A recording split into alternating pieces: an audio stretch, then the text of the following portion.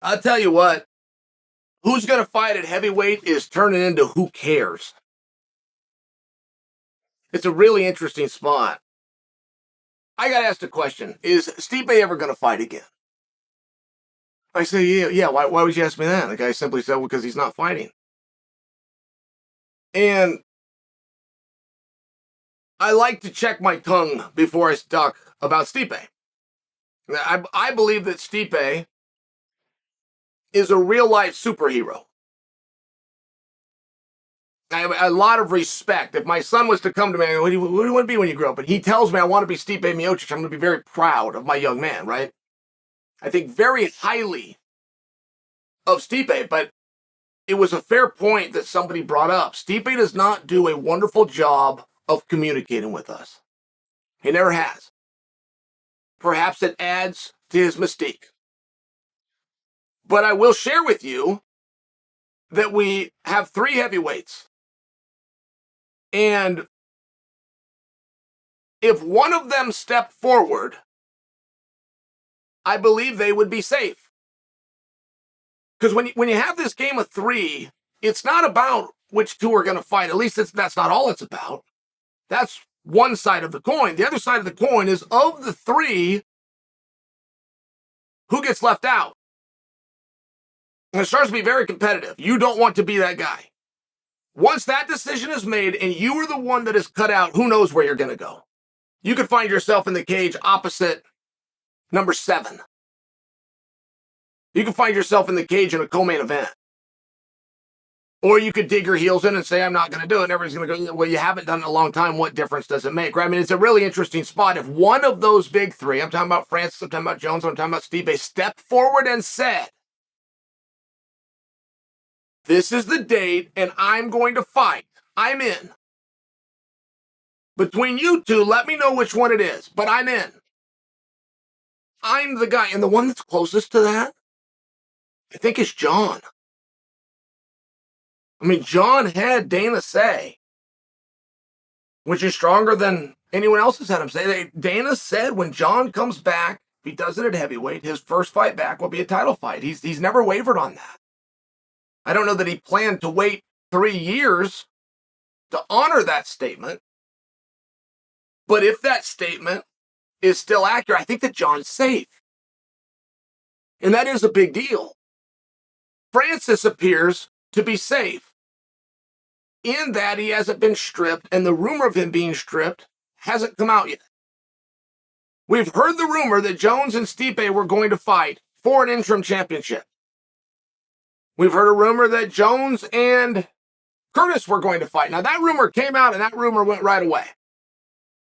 But it happened, and attached to that fight was going to be an interim championship. If that's true, that would protect Francis. He's only got so much time to get his contract worked out and get his knee healed up, but I'm just sharing for you, if he does remain undisputed champion, he's in a very good spot. When he comes back, it'll be a title fight because he's the one bringing the title. But if he gets stripped, all bets are off. And it is surprising to me that of those 3, they're all very quiet. And I don't know if they understand the ramifications of being left out. I believe those 3 think whatever 2 go on, I then hang out and fight the winner. And you're not going to have a historical reference that you could cite me when we've got down to 3 and done a round robin that way. I could cite you plenty of historical references where it was assumed that was going to happen. It was believed that was going to happen. But you're not going to be able to show me one where it actually played out that way. It's a very potentially dangerous and detrimental spot for whoever is the one that's left out. But no one's speaking up and trying to go for it. And it would be an interesting promotional match. I mean, Jon Jones versus Francis, I think, is the biggest fight you could put on in our industry. I think. But it's also going to be the first time that you've had a massive fight where they got 4 years of inactivity between the 2 of them. It's a very peculiar situation. And we don't know why Stipe has been out, right? Like, you got to give Francis a pass. It's not just the contract thing. It's not the slap contest that he wanted to go do with Fury. He was injured. You got to give him grace. I don't know why Jones isn't speaking up, and Stipe just hasn't come to us. There was the rumor of December, Stipe and Jones came out and said, I got to take him at his word. It's all that I got. He's the only one that spoke. He said, I'm ready. Let's do it. I'm trained, I'm prepared, I'm peaked, I'm on weight. Let's do it. That's what Jon said. And Stipe didn't say anything. But then you wonder. Because I do know that Stipe was preparing for Jones, but it was over a year ago. Over a year ago. So then you just wonder, is Stipe hurt? I mean, if Stipe's hurt, we got to give him the same grace that we're going to show to Francis. But Stipe doesn't really communicate with us. And heavyweight, it sure is an interesting one. I mean, Curtis Blaydes, stylistically, is the biggest threat to Jon Jones. Where Curtis stands with Stipe, I don't know, but those two do. They were training partners. And at the time, and this is according to Curtis, Stipe was better. And Curtis hasn't worked out with him since. He's just worked out since and gotten better, and he believes that his skills have surpassed what Stipe's were at that time. I think that's interesting. I'm in. And I'm not sure that Curtis isn't correct. Curtis is a pain in the ass, but he's going to have a hard time getting those matches. Then you got a guy named Sergey Pavlovich. Are you guys following him? That's who Tai Tuivasa just fought. Sergey Pavlovich is something, he's like 19-1. He's 30 years old, which is relatively young for the heavyweight division. He had 3 fights this year. 2022, he finished all his opponents in the first round. I mean, this guy's a problem. He's a great, big problem. He goes about 260 pounds. He's got good hands, and he's got a wrestling background. He's a problem. Where does he fit in? And it's not just where are his skills and how can he do. He's got to be able to get the opportunity.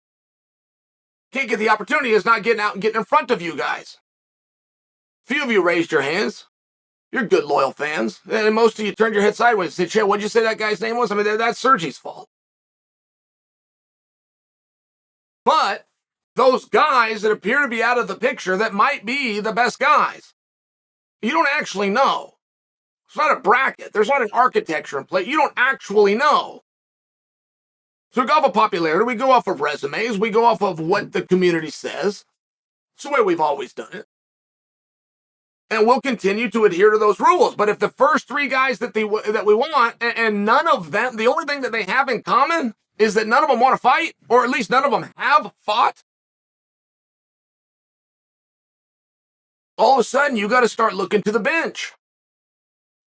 And the bench is very hungry. They just haven't had the opportunity. And as soon as they get the opportunity, they're not going to hand it back.